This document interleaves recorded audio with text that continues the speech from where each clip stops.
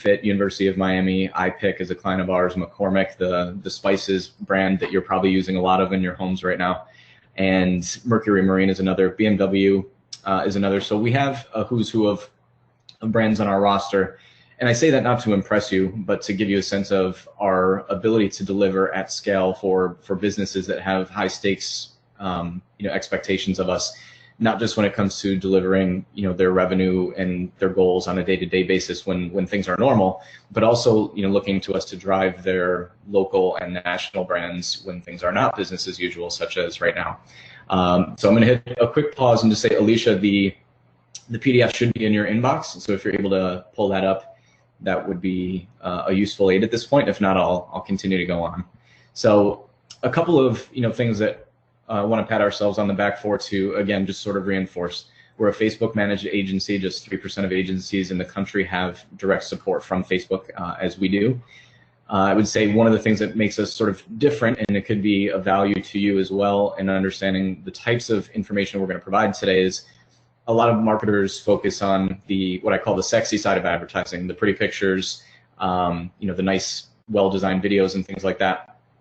And to some degree, we focus on those things as well, but our real bread and butter is in the area of tracking and measuring, improving return on investment. And so in that regard, we try to focus a lot on with our partners, our brands, on using things that are going to drive them revenue, but also help save them time and money by automating things where you can. And we're going to talk about several of those things today. So I see that the PDF is up in the background. Alicia, I appreciate you tag teaming this in real time. And we will dive ahead to what would be slide 8 on your PDF, Alicia. And that is first, better understanding the situation. Perfect. And as you can see on the PDF, these are all the pretty pictures that I was going to use before. So, okay. So some statistics which are likely changing as we speak. Rather than just dive into solutions, I thought it was very important to focus on how did we get here, and what is, or not so much how we got here in a literal sense of how the virus spreads, but how did we get here in the things that are happening right now in the market that were not happening several weeks ago, and even some things that were not happening even a few days ago. So a couple statistics for you that I think might reinforce things that you already know, or maybe provide some illumination to things you didn't know. There's been a 52% jump in online spending compared to the same time. We're talking really the month of March into early April compared to 2019. That's a substantial jump. If you could promise that in good times to any business, they would jump over the moon for that. An 8% improvement in online conversion rates. What that really means is 8% more often when somebody is taking an action with an online experience, whether it's to purchase something online, whether it's to fill out a form, to inquire to learn more, have someone call them back. Those conversions, those actions that businesses want users to take are happening 8% more often than they were a year ago. 35% increase in social media usage. Big surprise, right? Of course not. I said, hello, TikTok is the little caption there. I'm sure you guys are seeing a lot of those cute and funny videos that are happening, and people are on these channels a lot more because it's their primary method of communicating with others. And then the last three here, 74% of people are worried or very worried about exposure to this illness. Again, this is not earth-shattering information. 16% decrease in consumer spending. So I gave you some things at the top that look really optimistic on paper. More people spending money online, improving conversion rates, but the reality is spending is still down. So online is going up, but the spend is headed in the opposite direction. And then a 39% increase in streaming TV usage behavior. As you jump, Alicia, to the next slide, I thought I'd be cute and coy and show you guys what everybody's watching in streaming usage TV right now. This guy, the Tiger King. So, so as we know, these are reinforcing behaviors that we're aware of. Now it's a focus of pivoting to understand what we're supposed to do about it. So if we jump to the next slide ahead, this will start getting into the meat and potatoes here a little bit. This slide is talking about the shift in e-commerce sales. So as I mentioned, sales are up, but there are some categories that are up and others that are not up. In fact, plenty more that are down. But what are the things that are up, right? Medical supplies and medical products, baby products, cleaning products. The food and beverage space, again, a lot of people are afraid to get into the grocery store, so they're doing one of two things. They're ordering from delivery services online, or they're ordering their groceries online from an Instacart or an Amazon Prime Fresh or one of those. There's an increase in focus on health and wellness, toys and games. Pet food is through the roof, so Chewy.com is doing very well right now. Beauty care, which may or may not be a surprise to some, but that category is doing very well right now. Outdoor activities, electronics, and sports and fitness. So you try to go on Dick's Sporting Goods website right now, you cannot buy a weight set. They've been sold out for weeks now because people are trying to take these behaviors in-house. What is down? What is not doing well right now? Unsurprisingly, jewelry and luxury goods, fashion and apparel, the automotive space, tools and that sort, bags, and travel in particular. So I know I'm talking to people in the Miami Beach Chamber of Commerce. The reality is probably several of you are involved in industries that are deeply impacted by the change in travel behaviors and lodging at hotels and things of that nature, rental car spaces as well. Nobody is moving in those spaces right now. So there's been a shift. Again, things that are reinforced by what we already know, but you can see some statistics here that reinforce that. To the next slide. And I appreciate that we're tag teaming this here. Subscription service revenue and conversion rates are up. So subscription services, right? One of the most popular ones is Birchbox. It's where you buy cosmetic samples that otherwise would have been discarded by beauty supply stores. They would just hand you in store. But people are ordering things that can be delivered to them on a recurring basis. The holy grail, I suppose, right now would being able to get a subscription to a toilet paper subscription on an ongoing basis, because we all know that that's in scarcity. But also, as I mentioned before, the conversion rates for these items just in general are up, but massively up, up to 160% higher than the benchmark for what the industry was seeing prior in terms of people having an appetite for subscription services online. To the next slide.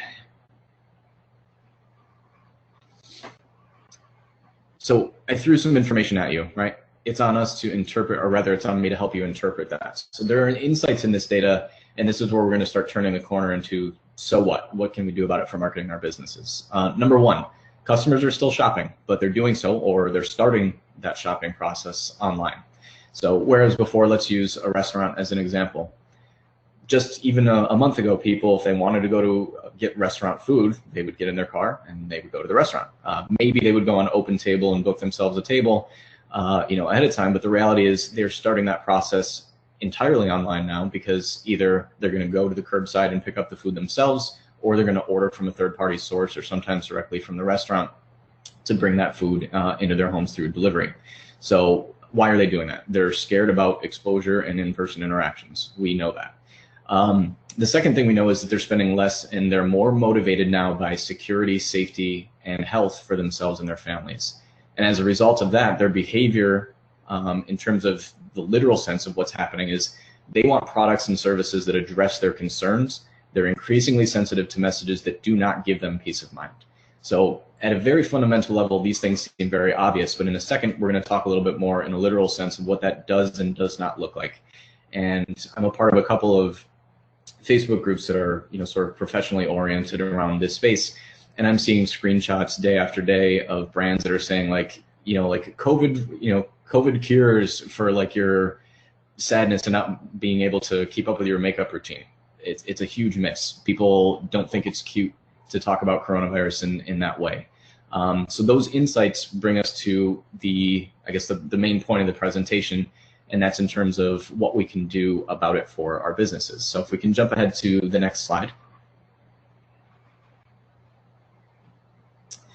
Beginning with basics. So rather than immediately get into some tactical things, I figured we would start with perhaps the most important slide in the entire presentation. I think a lot of businesses, whether it's good times or bad times, gloss over this part entirely. And that is auditing their existing efforts and tightening it up. What are you saying to your customers in ways that you maybe haven't visited in a while?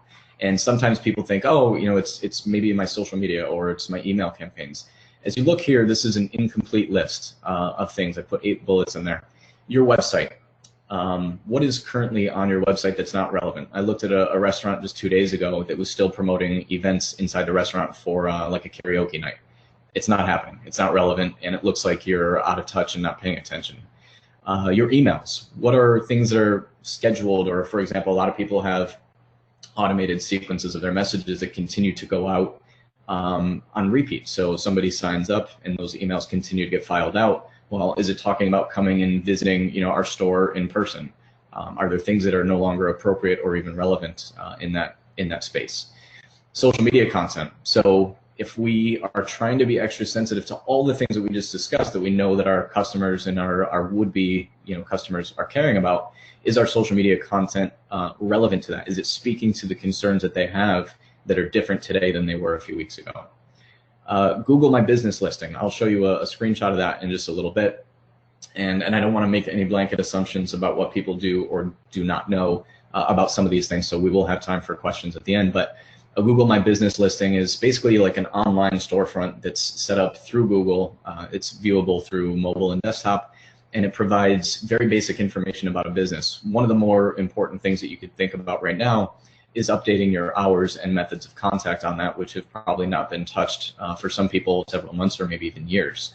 Your Yelp page. If you are a business that's driven by behaviors where it's peer-driven reviews, you're going to want to look at your Yelps, your Open Tables, your TripAdvisors, and things like that.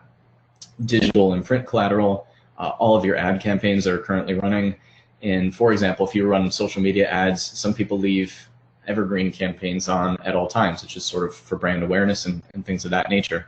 But the reality is some of those campaigns are not relevant in the same way that they were. So you're going to want to go back and take a look. Imagery, right? Are the pictures and the visuals and the videos that we're using, are they relevant? The short version is, what are you looking for when you go into these things? You want language that's outdated, insensitive, or irrelevant? You want to get rid of it. Current hours and contact methods, details on actions that are being taken for customer safety and peace of mind.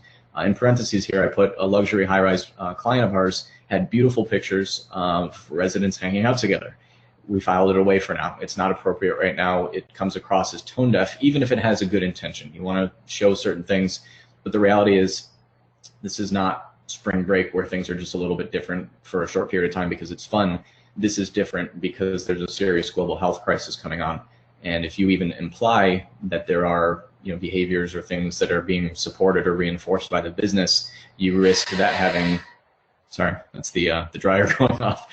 You have that risk of exposure for something that could be perceived as negative, and that doesn't play well for a brand that's just trying to do its best right now. As we jump ahead a little bit onto the next slide. So classic Venn diagram, right? We want to find right now the intersection between need sets, right? So on the left-hand side, let's assume for a second this is you as a business owner or you as an operator or a marketer, whatever the case may be for you. And on the right side is what your customers care about. So, and again, we've made some generalizations here because a lot of businesses are different and unique, but right now, the things that you care about, and dangerous focus group of one, but my guess would be protecting staff is important too. Protecting sales and revenue are also important. Meeting new clients potentially to sort of reinforce and rebuild your funnel, but also to meet the new needs of the existing clients that you have. And then also, as you've pivoted into new areas of importance for your business, it's communicating those new services and capabilities to the customers that basically are the lifeblood of your business. So on the other side, that's what you care about. What your customers are caring about right now is slightly different. It's having enough. So even just 6 weeks ago, we're in the all living in perhaps one of the best economies that our country's seen for a long time by certain measures, and people were looking at ways to add to their life and perhaps a lot of leisure and excitement and entertainment and those things with a lot more wants. As of now, we've pivoted very quickly into things that are very need-based. It's not so much about having more, it's about having enough. Customers care about safety and health. A lot of people on this call are probably dealing with young children, elderly family members that you might be responsible for caring for. The health and safety of those people means as much to you right now as anything does. You're caring about satisfying short-term needs, right? So I'm not worried about planning a vacation 6 months from now in Italy. I'm worried about putting food on the table next week. And ease of access, right? I can't leave my house. If I do, it's got to be for something that's absolutely mandatory. So if I need goods and services in my home, I need to have access to them quickly and easily. So it's not to say, you've got to roll out the red carpet for everybody in new ways. As a user, you're not looking for that, but you are looking to get the information you need very quickly. So that intersection between what the brand wants, what your business wants, and what the customer cares about is really the sweet spot of the messaging that needs to be focused on right now. So on your website, as an example, or on your Google listing, which we just mentioned, you need easy to find information. Easy to find, and the information that might have mattered 6 weeks ago is different right now. If people need to get on the phone with you, your phone number cannot be buried in the footer of your website or on a contact page. It should be front and center. If there is a method for ordering something online, it needs to be immediately clear how a user is going to be able to do that. So that's something that satisfies your needs as a business and what the consumers care about at the same time. Safety first policies while satisfying short-term needs. We talked a lot about that. Proactive communication, right? So don't just assume that because people know that there are quarantine measures in place that they understand exactly what that means for your business. So if there are implications or changes that you are making, don't wait until somebody picks up the phone and has to find that out. Make that information prominent and available on the methods that you use for communicating with your clients. And the last one, perhaps the most important, is authenticity. No one wants to have an organization that's tone deaf or tries to seem that they're more on top of things than they actually are. People really appreciate knowing that there are real people, real families, and real business operators on the other side who are responding in real time and evolving their needs as things change. On to the next slide.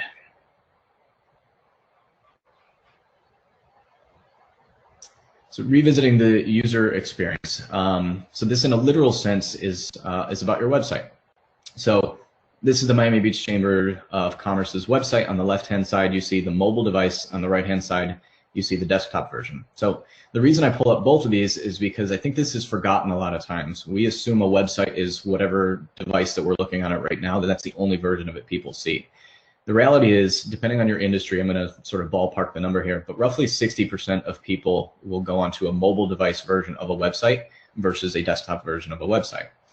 The reason that matters is because you need to know for your specific business how most people reach you. Now, as you look on the left-hand side here with the Miami Beach Chamber, they've done a really good job of putting some information front and center, right? So you see that red bar that says coronavirus updates and guide, list of virtual events, right? So what they have done is make sure that on their mobile experience, you can immediately access the information that's probably most pertinent to business owners right now. But as you move to the right side of the page on the desktop version, you actually see something that's slightly different. And it's not immediately clear, right? So you see the three little bars on the mobile device. That's so that you can access the navigation menu. But if you look further up top on the Miami Beach Chamber's website, you have a contact us and you have a phone number up there, right? So for the Miami Beach Chamber, that might be okay that the phone number is not immediately clear because not everybody needs to be on the phone in order to have their needs met. But for a restaurant or for a business that has the ability to respond in real time in retail, that phone number is more important than it's ever been. People need to be able to get a hold of you. And if that information is not immediately available to them on mobile, you risk a couple of things. Number one, frustration, right? It's like, I'm dealing with all these other things right now. I have to go digging to find this information that I don't want to waste my time finding. Or, number two, the worst case scenario is someone says, you know what, I can't find this information quickly enough. I'm going to hop onto another site where I can get it much more faster, much faster. Sorry about that. So, so you want to look at what your website is on both experiences and consider when I know what I know about my customer, is in my mind, and now I'm navigating my own website with their needs and wants, in context, what needs to be here in a different way than it was before so that I don't lose customers, or rather have them abandon my site before they have a chance to get the information that they need. To the next slide. And I appreciate you, Alicia. Thank you. This one I want to talk about contribution versus conversion. Okay, so what's the difference? Contribution is focused on providing value and being sensitive to needs. That's where we need to be right now.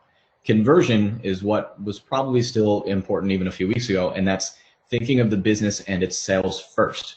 And that can lead to huge misses right now. So let me give you a few examples of things that you want to do that are contribution focused. Communicating if it delivers value, telling customers how you will keep them safe, or coaches them on how to interact with your business, right? I continue to harp on restaurants, but I think this is the one that is most obvious in the day-to-day for a lot of our lives, whether we're businesses or consumers. But some of them had said, hey, we're getting a raw deal from Uber Eats as an example. So we want our customers to call us directly or go onto our website and order from us directly, because we're trying to take the extra revenue and keep that for our employees and things like that. That might be obvious to you as the business owner, but if it is not immediately clear to the consumers at the end, then that's a wasted opportunity. So you want to be crystal clear on the ways that you want them to interact with your business so that they're getting what they need and you're being able to deliver what it is that they need. And being specific when possible. As an example, you would want to customize messages to different groups. So if you have, in your email database, as an example, your high-end clientele and you have your perhaps lower-end clientele who are maybe not spending as much with you, you want to be as crystal clear about the types of messaging that are specific for them in each use case. So, and be specific. And in terms of what I mean with that is, don't just say, hey, we're following new safety guidelines to make sure that you're okay during this experience. Well, what does that mean? What are those new safety guidelines? You might think that you're contributing or communicating something that's clear to the end user, and the reality is what they're hearing is something vague and overstated at this point. So be crystal clear. In terms of don't get cute. As I mentioned before, it's a global health crisis. It's not spring break. This is not a marketing opportunity in a traditional sense. It is a human opportunity. So when in doubt, take the safe route. I saw a cosmetics brand, as I'd mentioned a little bit earlier, that was talking about get COVID cute or whatever. No, don't. This is not the time for that. As I said, don't be vague. If you can, if you're helping to improve safety, be specific, and don't spread rumors.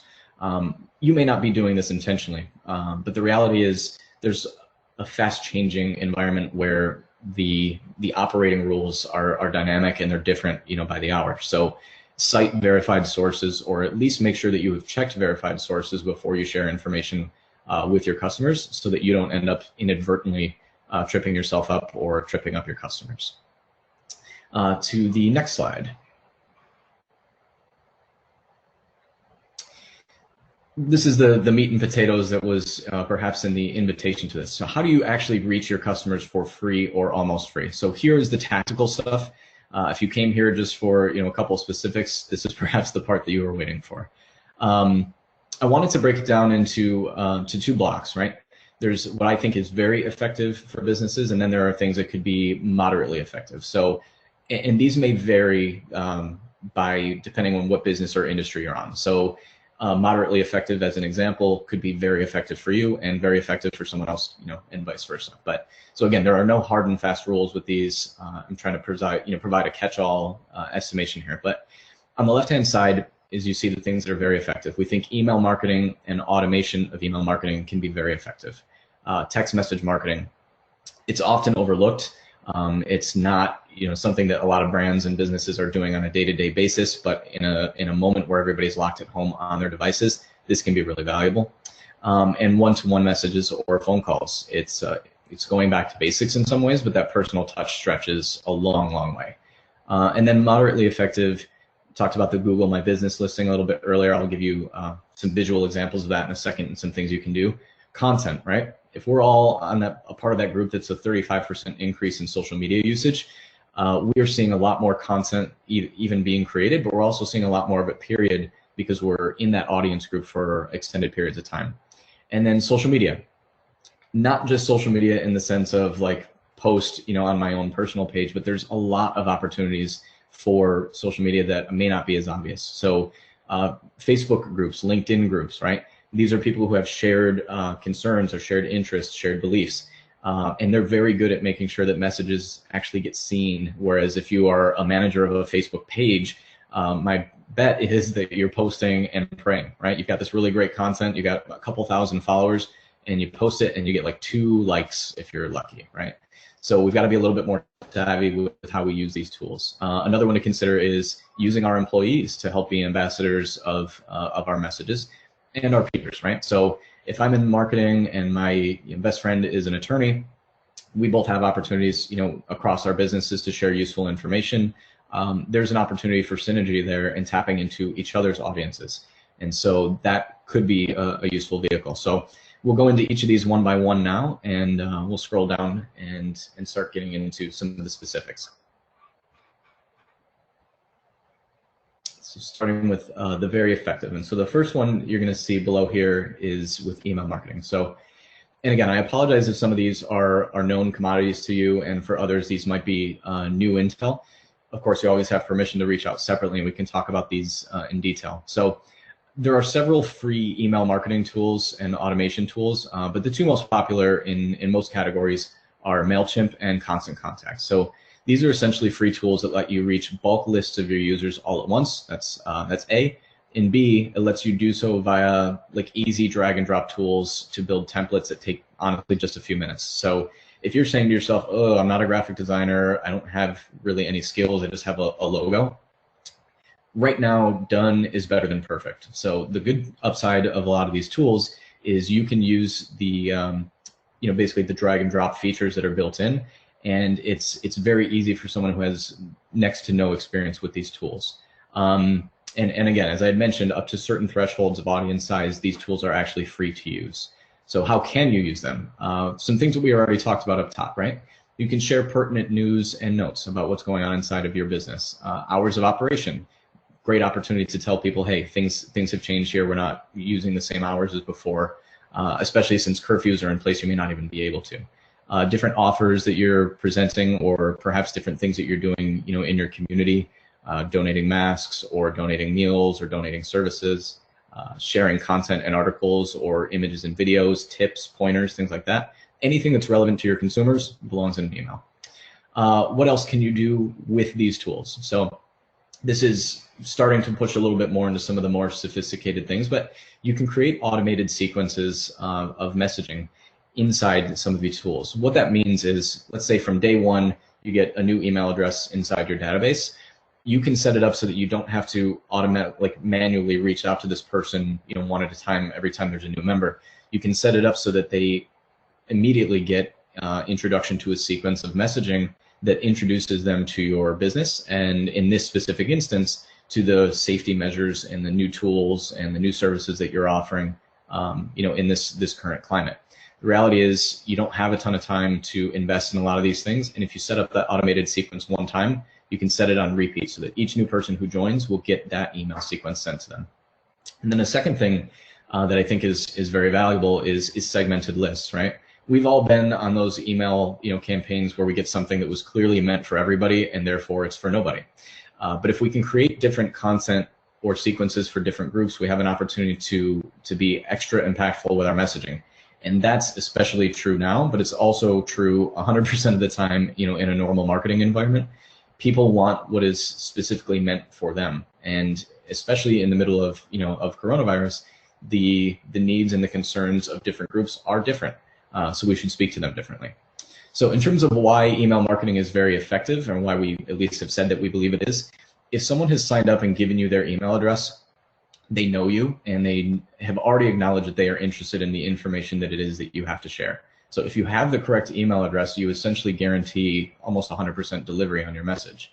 And open rates, if you've got a well-targeted list, can be anywhere between 25 to 35%. Now, granted, it could be lower the less targeted they are, and they could be higher if they're hyper specific. But 100% delivery with something that doesn't cost you money right now, that makes a lot of sense. So big believers in email marketing and the automation if you have the time and know how to set that up as well. To the next slide. This is what an email automation sequence looks like. This is just a sample, right? But it's sort of like what I like to call a choose your own adventure book, the ones that we used to read, when we were kids, right? So if somebody opens your email, from the first time, great. That gives you some sort of indicator that they cared enough to open the message. So what you show them might be different than what happens if someone does not open the email, right? We're going to treat people who didn't engage, with our messages a little bit differently. We might find different reasons to incentivize them. We may not try to sell them as hard on what it is that we're we're offering.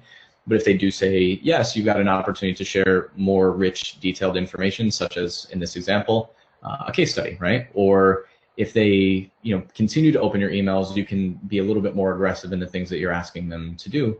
And if they don't open your email, you want to maybe get a little bit softer in your approach to say, okay, maybe I'm not going to push for a sale, but I just want them to pay attention. And in that case, a lot of times that comes down to providing valuable information that does not have a hard sale attached to it. But that's an oversimplification, but one of the ways to look at what email automation could look like for your business.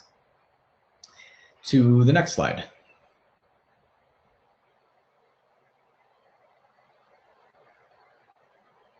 Perfect. So bulk / mass text messaging, right? So I just dropped in a handful of brands on the left-hand side: Slick Text, Textedly, Easy Texting. There are several of these tools available. They are perhaps a little bit less sophisticated than some of the email marketing tools, but basically apply the same things that we just mentioned about email marketing to what it is that you have here in bulk mass text messaging, right? If you have their phone numbers, or rather their cell phone numbers, that means they've given you that information. They've opted into receiving messaging from you, and there's an opportunity to reach them on the device that they're always looking at, right? A lot of the same things apply. You can use automation, you can use segmented lists. The one key nuance here that I want to call out is text messaging does not give you the opportunity to be long-winded with what it is that you're trying to say. You want to be tight, you want to be concise, and have a clear call to action if there is one. And why is text messaging effective at scale? The same reasons email was. If they signed up, they're interested. And if you have the correct cell phone number, you guarantee 100% delivery rate. And if you have the right phone numbers, the view rates are virtually 100% as well, right? Who has ever seen their phone and gotten that ding or the little bubble that pops up to remind them to get a message and didn't bother to look? You might ignore it after you've seen it, but the reality is it was viewed, it was seen. So there's a huge upside to that, especially if you're trying to build just top of mind awareness, because they're going to look at their phone. On the next slide, we'll get into another one of these that still fits under the category of highly effective, and that was the, I'm jumping ahead. That's just a look at one of the dashboards, one of the tools of what it could look like. Very easy to see. You can enter in the phone number, the subject, and the message, schedule it to send, easy breezy. Alicia, I appreciate you working with me. The next one, this is nothing replacing the first person personal touch, right? Although I did put socially distant in parentheses there. What it says when you reach out to an individual, the recipient says, this message is only for me. Unlike other messages I've received, this makes an impact, right? If I send out an email to 1,000 people, it could be the best email message or best text message that I've ever sent in the world, but the user still knows that there were other people seeing it. Unlike that, when you send a personal note or make a personal phone call or a personal email, that person is going to feel an impact from that. The same way that would also be true, again, prior to COVID-19, during and after. They will pay attention to what's being said. I'll give you an example. My wife and I shopped at a Milam's market here in Coconut Grove, where we live, at the start of coronavirus. And a week ago, I received a handwritten card from Max Milam, who's the CEO of Milam's Markets, and thanking us for taking the time to shop at the grocery store and acknowledge that they're continuing to do their best to make the right moves for their customers during this time. And I was blown away. I don't believe that it was sent to me because I'm the best shopper Milam's has ever had, but the reality is it was personalized, it was for me, and it was handwritten. And so I actually took the time to respond through email, and he replied there as well. If there's ever a time to return to basics and understand, oh man, why does my marketing not work? This is the most tried and true method, period, end of story. Pick up the phone, write a handwritten note, send a personalized email. The response rate on these is light years ahead and far more personal than anything that you could put together that's cute, creative, or otherwise and splashed out to hundreds or thousands of people. And what it says about the sender, right? That's perhaps just as important as what the recipient feels.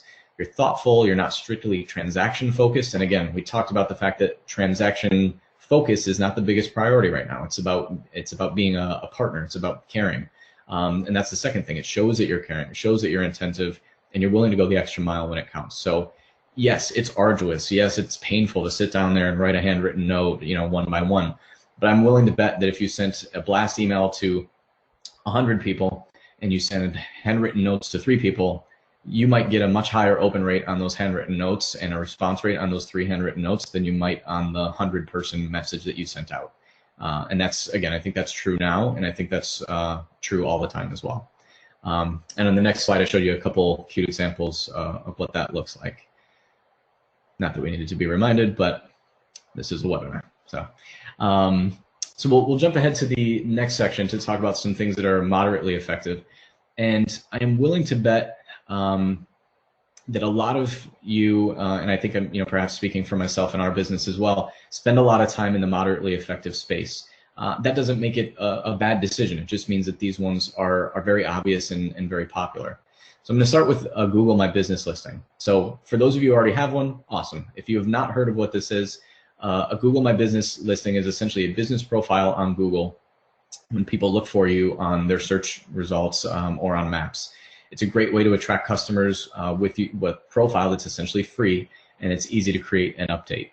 Another way to look at it is, in a time where people cannot often go to your physical storefront or your place of business, this is your virtual storefront on the internet. And of course, there's social media and things like that, but this is, in Google's world, which is where most of the search happens on the internet, that is your virtual storefront. So how can you use it?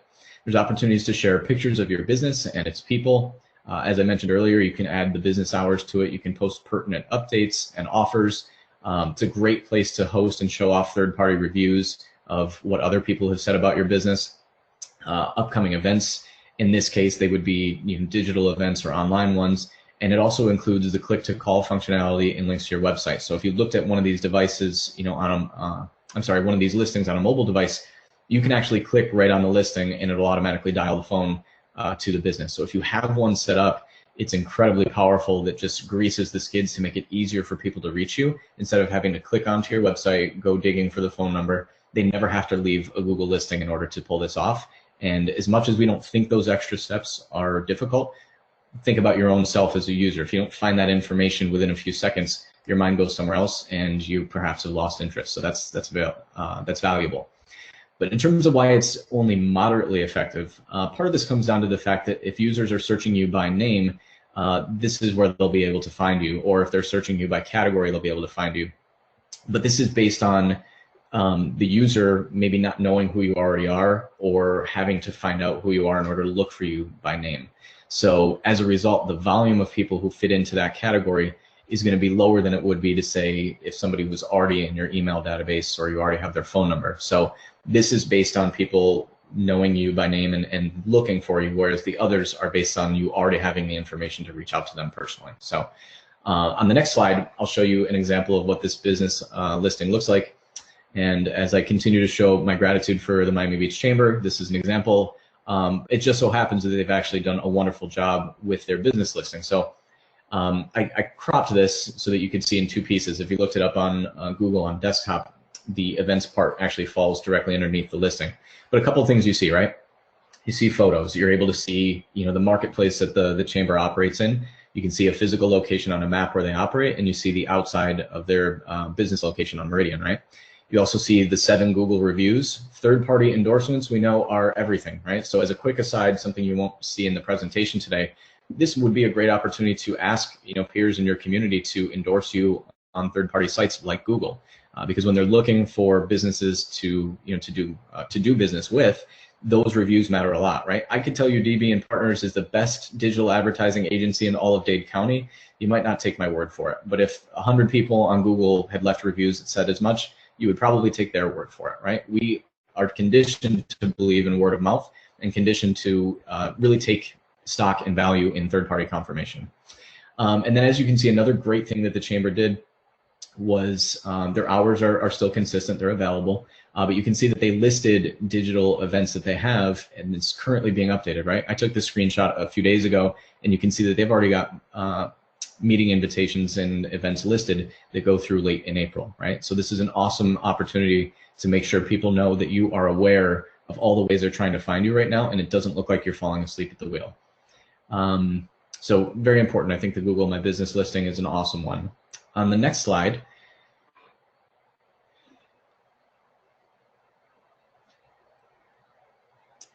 is content. So I would venture to say this one, in the context of social media, is the thing that most of us think about the most often when it comes to marketing our business. Why? And again, I'm making a blanket statement here, but a lot of us spend time on social media for a number of things, right? This is where we're getting our news. This is where we're staying in touch with family and friends. It's sort of the de facto first and last thing that a lot of us do on a day-to-day basis. But content, right? We're consuming it at all times, and increasingly we're producing a lot more of it. So what is content? Before I go down too far down the rabbit hole, right? It's anything that transmits a message with information or entertainment to an end user. So in business, content marketing is to attract and retain customers by creating and curating relevant and valuable content. So this often includes blogs, podcasts, videos, white papers, you name it. So, and again, memes perhaps is another example, in the individual user space, right? When we're on Instagram, we see a lot of those. But how can you use content for the benefit of your business right now? I would say sharing useful information to users in digestible, easy to use formats that deliver value, right? Let me first, before I go a little bit further on, talk about that, right? I will use myself as a dangerous focus group of one.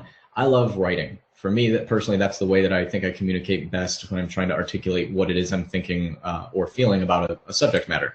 So I like writing blogs. The reality is a lot of consumers are not going to spend a lot of time to go through, a 500-600 word blog article. A lot of them would rather watch a 30-second, video and get the information much more quickly without having to exert a lot of effort, right? So the digestible and easy to use formats are critical here. If you're going to write a blog and it's going to be long-winded, it better be valuable. It better not be, using excess language to just hear the sound of your own voice. If you're going to do a video, you have an opportunity to perhaps be a little bit more free format, but again, be concise, get to the point, deliver value. So that's the content, right? It's the creation of the thing that we're sharing. But how do we get it out there? How do we make sure that people see it? I think the most popular and obvious one is sharing it on our social media pages, right? Facebook, Instagram, LinkedIn, Twitter, whatever the case is. But not just the pages that represent our business, but also our personal accounts, the groups that we're a part of, our peers, our employees. They all have an opportunity to proliferate messaging in a way that any single one of those in a vacuum does not. Email that we talked about, passing it to peers, right? I could send it, I see Noel, Noel Valentine up there. If I wanted to send, something to Noel personally, right? I could text it to him. I could send it to him in an email, right? He might find, a lot of value in that, especially because I told him it was for him. He is perhaps likely to share it, with some people in his groups. There's networking groups, right? We're all a part of the Miami Beach Chamber, or many of us are. BNI, different groups of individuals with shared objectives and purposes, and your friends. Cross-promoting it with other organizations or groups that have synergy, as I gave an example of that before. And why it's moderately effective. Content can be highly effective if the message is clear, concise, and shareable, but the circulation of it, I think, is where it becomes moderately effective, right? In social media, if we're not spending the money on ads, we have no guarantee that the information is going to be delivered to all of the people we want it to reach. So if it lands, that's great. It can be very effective. But chances are we're not going to reach everyone we care about, and therefore it could be moderately effective. So I know I'm getting a little tight on time here, so I'm going to keep screaming forward a little bit. Appreciate Alicia here. So we'll breeze through these, right? What does a concept look like? A blog on the left, video in the center. Yes, that's me. Podcast on the right. Just a few examples, but we can keep moving forward through here.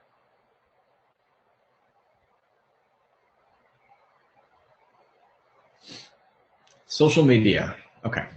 So our roots as an agency are in social media first, which I had mentioned.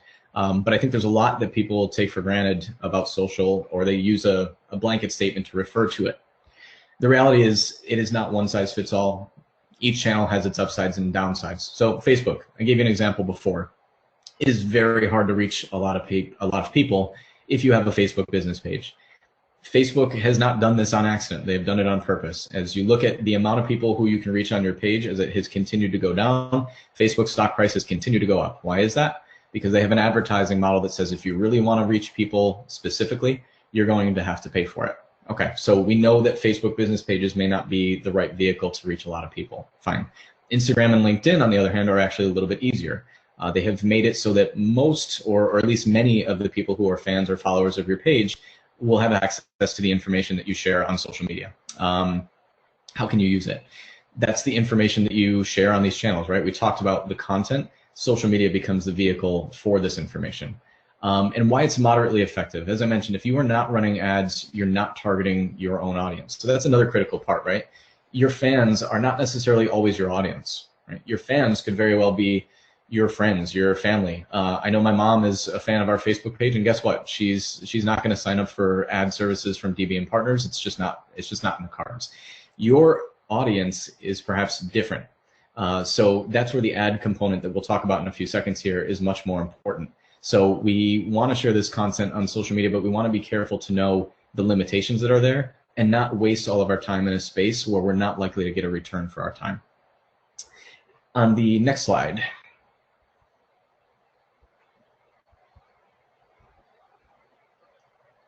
Couple examples here. So on the left, you see a Facebook group that DB and Partners created for business owners, which you are more than welcome to join. We would encourage you to do so. There's almost 100% guaranteed message delivery inside of a group. So that's a great place to put the things that you're trying to share. Because if you're in a group, you get notifications that something new is in there, a lot more likely to see it. Posting content, in the traditional fashion, as I mentioned, LinkedIn and Instagram, good. Facebook, bad. And Messenger, I think, is an awesome opportunity to send one-off messages. Again, we talked about the benefit of personal touch. Don't forget that Messenger is social media. It's a great opportunity to send one-to-one messages, and you're a lot more likely to get a response because it's only for me, is what the user is thinking. And on the next slide, some other valuable tips, and then depending on how quickly I'll get kicked off after this, I'm willing to stick around for some questions. So these ones I think are perhaps a little bit more sophisticated or complicated, or can be rather. So custom and lookalike audiences. So this is something that's very unique when we're talking about advertising for a business, right? I did my best to give you free or almost free things prior. For those of you who are interested in looking at actually spending ad dollars to reach targeted audiences at scale, then you want to look at some things in social media advertising for a couple of reasons. One, social media advertising compared to other types of advertising is a lot more accessible from a budget perspective, right? Not all of us as marketers are going to run to TV stations and run 30-second spots during the Super Bowl. It's just not in our budget and it's not in the cards. But social media allows you to target people in specific zip codes with specific messages at relatively modest budget points. But in terms of what is a custom audience and a lookalike audience, so hit the rewind button. When I mentioned email addresses and phone numbers in list form that you already have, that information can actually be uploaded into almost any social media channel as an indicator to find that same person on the social media channel that you're on. So if I have an email list with phone numbers for 1,000 people, I can literally take that raw data file, upload it to Facebook, and I can target ads to those same people on Facebook and Instagram. That is incredibly powerful because I know that if they're not paying attention to me on the other emails that I'm sending or whatever the case is, or they are paying attention, I just want to reinforce that message elsewhere, I can guarantee that the people receiving that ad are not strangers, but they're ones who are already on my list. So that's very powerful. A lookalike audience is similar in the sense, but it takes those customers who you already know are core to your business and says, okay, internet, go and find the top 1% of users who act and behave like my customers do on the internet. And it's incredibly effective from a prospecting perspective, which is when you're starting from scratch and trying to find users that you've not spoken to before, but who you think probably act and behave like the customers who would want to come to your business. All of these things are available to you, on social media tools for advertising, and they're incredibly powerful. Second thing to talk about, or to perhaps consider, is it's time for self-assessment, right? So we talked about this a little bit before. Is this stuff all relevant or appropriate now? But maybe even at a more granular level, or rather broader level, is thinking about your business in general. We're in the process of that right now and saying, what are people are going to care about digital advertising in new ways, and are we set up to address those concerns in a market that's about to change dynamically, or in fact that already has changed dynamically. So I'll give you another example. Chugs is a small, like little diner in Coconut Grove that serves Cuban food. in the short term, they've kept their kitchen open, but they have turned their entire dining room area into a small bodega where you can go in and actually buy fresh produce and prepackaged meals and things like that, and they only let 2 people into the store at a time. That's a real time for self-assessment, and they have pivoted in a way that might actually change their business for the long term. Incredibly valuable. Collaboration and co-promotion, right? We can't always help ourselves, but we can help each other. There's an opportunity to look at other businesses that you maybe aren't necessarily competing with, but you have an ability to share audiences, right? There's information that I have that could be very valuable to another business, and information they have that could be very, very valuable to my clientele. So there's an opportunity to exchange, information and share synergies, but also meet new users who may not know who you are, but could be impacted by things that you have to share. And then the very last one, and I'll turn it over for questions if we have time for, is leading in new ways or leading for the first time. So I think, more than anything, marketing aside, this is the opportunity to get in front of customers and employees, probably especially employees, right? Because they are the front line to the people who are going to be dealing with your customers. So if they need peace of mind, if they need reinforcement, if they need extra tools given to them, they're going to bring that information to your customers, to your clientele. Being honest or getting honest. Again, I had mentioned being forthcoming and transparent.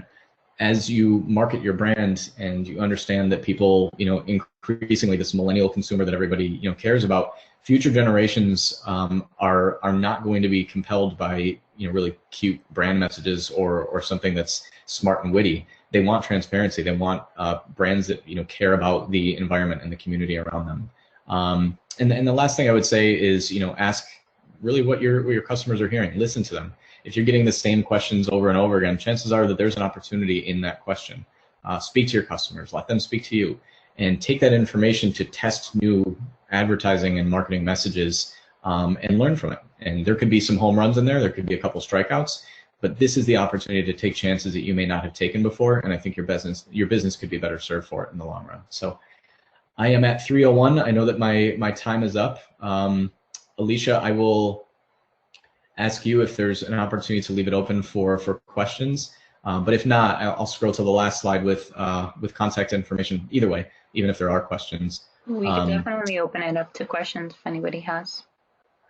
Okay, so can we just scroll to slide 39 too, in case there's questions that are outside of maybe you don't feel comfortable answering or asking them on the line here. But there's information here on the bottom that you're more than welcome to reach out for individual questions. So you see my personal cell phone, email address, website address, and then Calendly if you want to set up a specific appointment on the books to talk a little bit more about your business specifically. I will say I am trying to practice what it is that I just preached to you. We are not looking for short-term gains. We're working with a couple restaurant brands right now that we are not trying to make money off of. We're just trying to help them, implement some of these things. And if we're able to, be of service in any sort of way, we would be glad to. So I will turn it over to questions. I have a question. Sure. Hey, Dave, this is John Ridley. Thanks for this information, man. Yeah, very valuable. Thanks for these tips during these changing times. So I guess my question is, whether it's this time or even any time outside of this, once we finally hopefully get past all this, how often should a business be reviewing their marketing advertising strategy? Is there a certain window of time where you say, let's reflect on this? Or I know it's a lot of what you do is ROI based. Can you maybe give some guidance on that? Yeah, no, I think it's a good question because it's an overlooked question, right? I think in general, you see a lot of organizations do that on an annual basis, and some of them pay lip service to doing it on an annual basis, but don't. So I would say at a minimum, once a year would probably be a good opportunity. And there are a lot of resources available online that sort of help you navigate what are the right questions to even be asking of yourself and of your fellow colleagues in marketing the business. But right now, I would actually say it's important to do that almost every week. Now, obviously, not at a grander level, if you will, of sophistication that says, what are the value propositions of the business and what markets are we going to get into? But to your point of marketing on a day-to-day basis, I think it's important to understand the things that are happening in real time that are impacting your customers as unemployment numbers go up and things of that nature. There's a lot of businesses that are in the service industry that are looking for information about, for example, how do we help our clients, apply for the payment protection program and those sorts of loans. So the long-winded answer to your question is I think annual reviews of those are probably appropriate. But right now at a granular level, when it comes to messaging and value proposition, I would say it is not unreasonable to be doing that on a week-to-week basis because it's changing that quickly. Got it. Thank you. Dave, I have a question. Oh, sorry. Sure. Go ahead, Andre.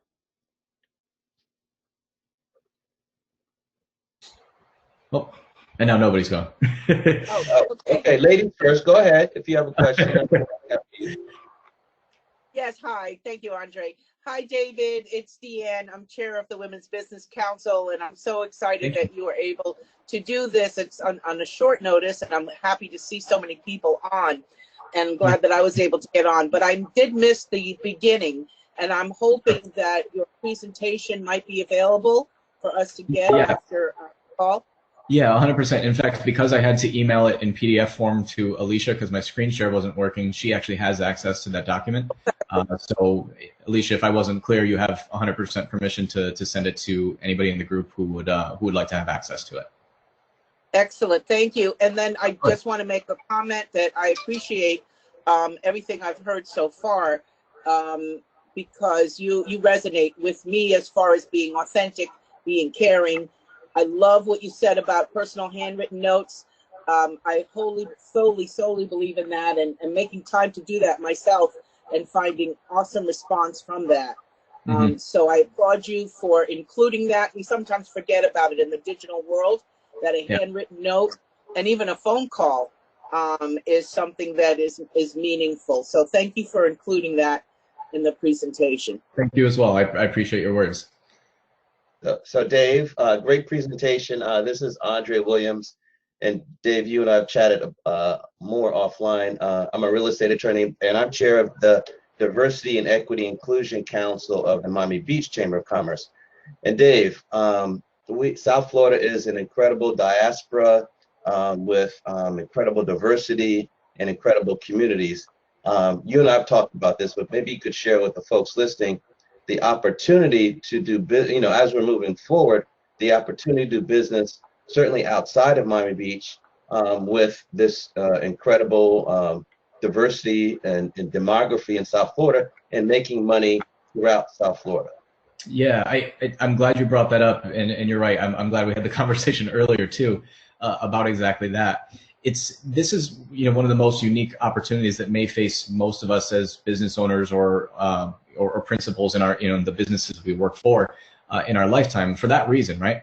If I wanted to go into a market that was perhaps not core to my business at another time, it could be an arduous, heavy lift that's going to require a lot of trust building. But right now, I think there's a great opportunity to go to the people who have access to those audiences and the groups that may not be quote unquote logical or usual fits for you, and reach out to those individuals and say, hey, look, I know enough about your audience to recognize that I think I have something that could be valuable to them, and provide information that's useful to those individuals. And the reality is a lot of people are opening their arms and their doors right now to things that they probably weren't even just a few weeks ago.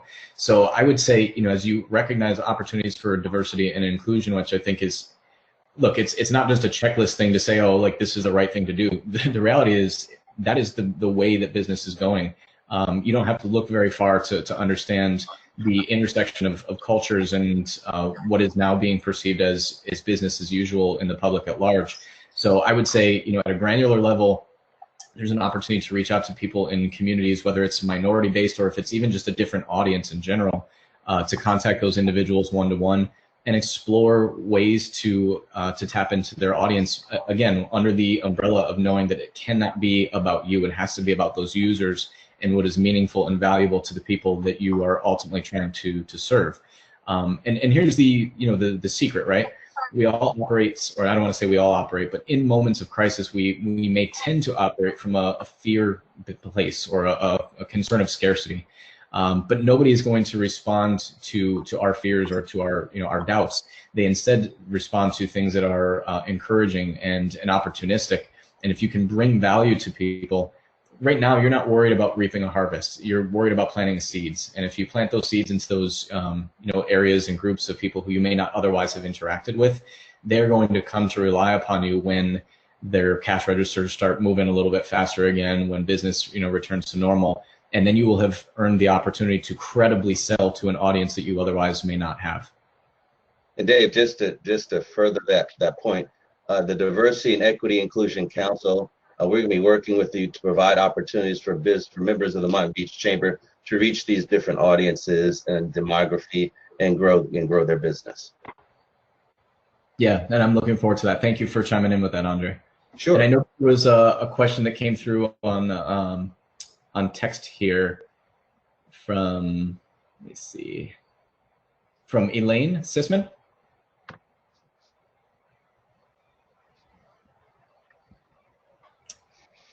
I'm not sure if Elaine is still there, but I wanted to give her an opportunity. That's okay. Nice. Muted. Sure. I'm a big believer in note writing and certainly thinking of the phone, but and emails and texts. But I've been concerned because you just see an avalanche of emails and a deluge of texting that I can't even keep up with. And I want to call some of my clients, but I'm really concerned about adding to the noise of what's going on. I'm concerned that they're not going to know that the message is that I am concerned about them and that I am calling just to check in on them. So, I'd love to hear some feedback on that. Yeah, so I think your concerns are valid because, and I'm just can only speak for myself, but in the first week or so, I think we all probably received an email from every business that we had ever done business with, saying, COVID-19. They all had some sort of a new process or whatever it was that they were implementing in the spirit of customer care. So I agree with you in the sense that there is certainly a saturation at this point of people who are sharing perhaps just to be sharing. But I'll sort of go back to one of the things that I mentioned a little bit earlier. I think the opportunities exist in, number one, knowing that not everyone's going to listen. We have to be prepared for that, even in times of crisis and when times are good. Not everybody is going to pay attention to our message. But I think there's a few ways to overcome that. And I'll go back to exactly what you said with the individual notes, right? I would go through in whichever business that you're in and say from the very top, who are the people who really are my bread and butter. And I'm going to reach out to those people individually, whether it's with a phone call or a handwritten note or whatever it is that you think is their preferred method of being spoken to, and get hyper personal with them. I believe the opportunity, again, when people know that a message is for them, they're a lot more likely to listen to it. But my suspicion is that your question is based on everybody else, right? Who is like quasi essential to the business, is not necessarily like your bread and butter or whatever, but they still need to hear from you, right? I think the opportunities there, again, get down to actually delivering value and not just sharing more information just to share it. So I would say, I would write down whatever ideas it is that you have, or offers or promotions or value propositions, and then sit with it for a few minutes and say, okay, and put on your consumer shoes, if you will, and say, okay, me not selling this, but now as me, the person digesting it, what is the most pertinent information here? What is sort of extraneous, what is a little bit self-serving, and instead what are the few quick bullet points that are essential that someone's going to really want to respond to. And I would say distill that information down and use those as your hooks in your messaging to get people to respond. One of the things that I had learned earlier in my advertising career was to find the tension point. And the tension point is essentially where somebody is either feeling like there's an opportunity there, or it creates tension in the sense that there's a concern or a question or a pain point. And find where that is. If you can address people's pain exactly where it is without having to speak in generic terms, you're a lot more likely to get your response. Now, on the flip side, that tension point is not always obvious. And sometimes that may come down to speaking directly with some of your customers and hearing it from them. And again, that's labor intensive, but the insights that can come from even a focus group of a few of your trusted clientele, I think will really go a long way to informing the information that will serve you better at scale. And I hope that helps answer your question. It does. Thank you. Sure.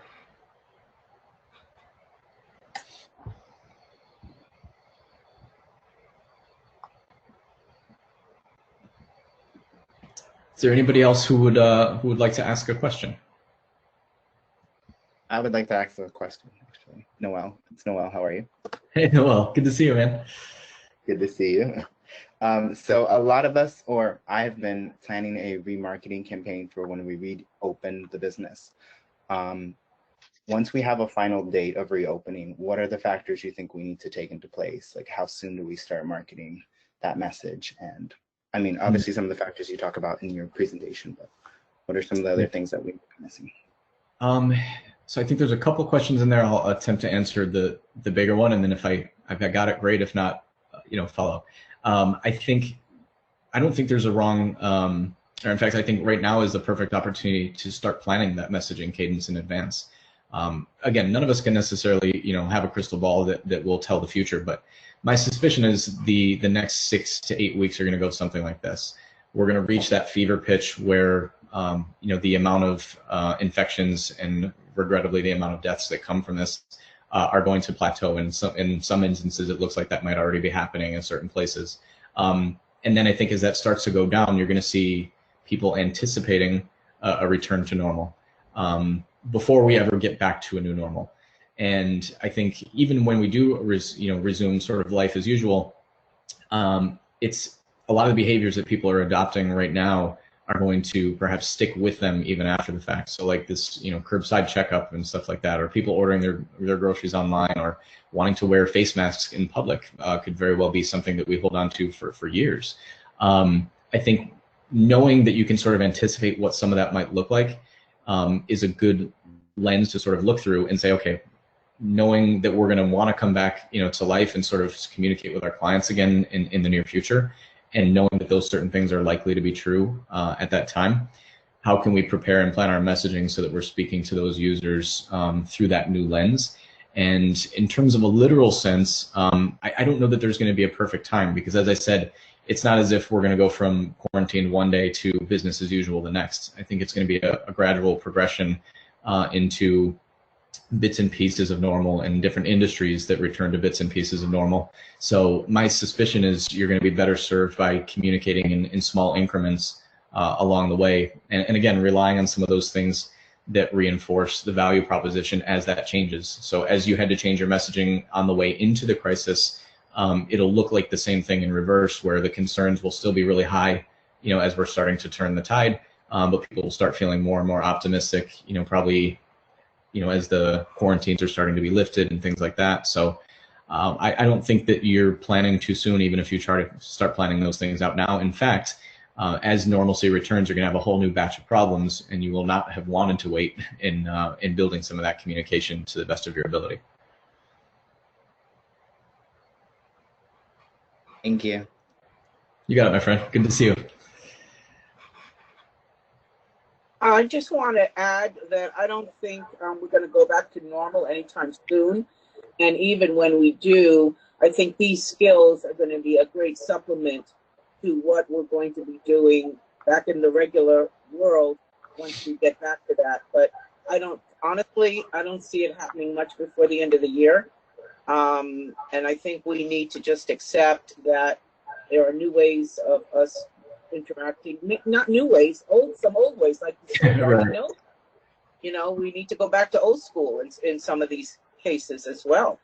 But I think the skills that we're starting to learn now, I for one have had to reevaluate and realign my entire business. I lost 3 clients in one day. But the new projects that I'm doing now, I see them being able to continue even when we do go back to normal. So I don't think anything that we're learning now is going to be wasted at all when things get back to normal. Yeah, I co-sign everything that you just said. And even though I'm optimistic, normalcy isn't towards the end of the year, but real normalcy is very possible. Yeah. We have to be realistic. And it's not to say doom and gloom and pessimistic, no, but we do have to be realistic, and we do have to get new skills, learn new skills, and adapt. One of the great things about human beings is that we're very adaptable, and I think this is just a matter of learning to adapt, learning new skills and ways of doing things that will serve us through this and afterwards. Yeah, I agree.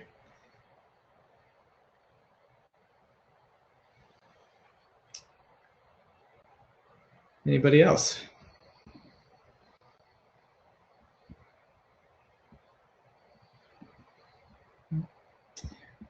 All right. Well, I won't take up everybody else's afternoon, but I'm grateful that you spent, for those of you who spent another 19, 20 minutes here.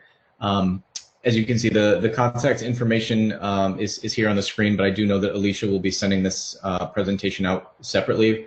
So I'm glad that you guys will have this in your hands. I hope that it provides value, or as a minimum a reminder over the next several weeks and months of things to go back to.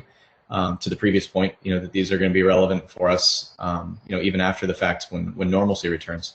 And I say we, the DB Partners team, but me personally, David Berry, I'm available and happy to help anybody who has questions. And I thank you guys again for spending time with us today. And I wish you the best as uncertainty continues to encircle us in the coming weeks.